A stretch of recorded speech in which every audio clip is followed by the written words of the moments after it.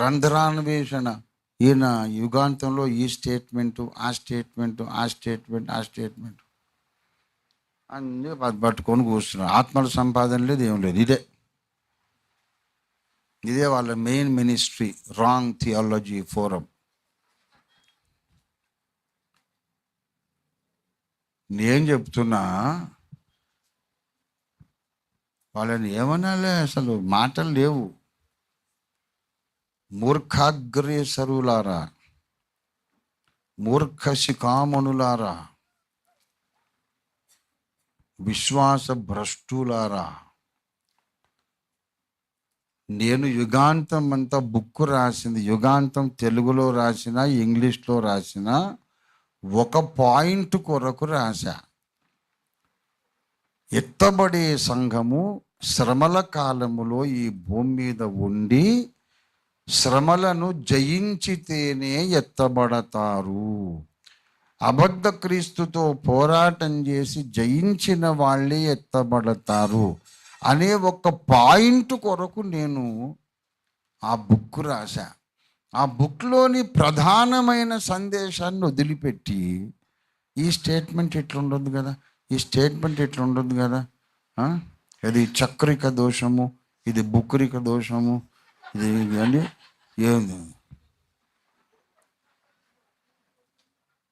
క్యా హై యే?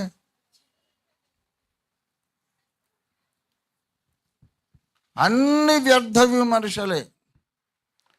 మొన్న ఒకడు అన్నాడు, ఓఫీర్ గారు 2020లో ఆర్టిఫిషియల్ ఇంటెలిజెన్స్ సాఫ్ట్వేర్ కొంటానన్నాడు, అది ఇప్పటిదాకా ఓన్లీ అబద్ధ ప్రవక్త.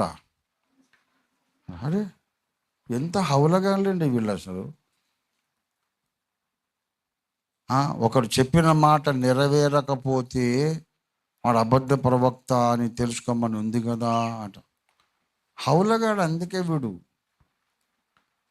యోనా భక్తుడు నీనివే మహాపురము నాశనం అయిపోతుందని ప్రవచనం చెప్పాడా లేదా? మరి నాశనం అయింది అప్పుడు, మరి అబద్ధ ప్రవక్తనా?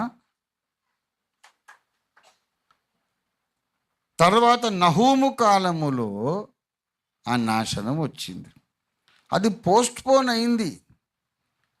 చెప్పిన రోజు చెప్పిన పని అదే డేట్గా జరగాలంటే దేవుడే ఫెయిల్ అవుతాడు. నీవు ఆ పండ్లు తినుదినమున నిశ్చయముగా సత్యదవు అంటే ఆయన చావలేదు, ఏమి లేదు, ఇంకా 1000 ఏళ్ళు బ్రతికి 1000 మందిని అన్నాడు. అదేం దేవుడు అండి? వాళ్ళ మామూలుగా కూడా కాదు, నిశ్చయముగా చచ్చదు. అది ఎందుకు మళ్ళీ? మరి ఏది చావలేదుగా. దేవుడు చెప్పిన మాట నెరవేరుతుంది. ఒక్కొక్కసారి కొన్ని రోజులు ఆగి నెరవేర్చుకుంటాడు ఆయన. ఒక ప్రవక్త చెప్పిన మాట ఎన్నటికి నీ నెరవేరకపోయిన ఎడలా అన్నాడు. నేను 20లో చెప్పాను, 26లో జరుగుతుంది అది.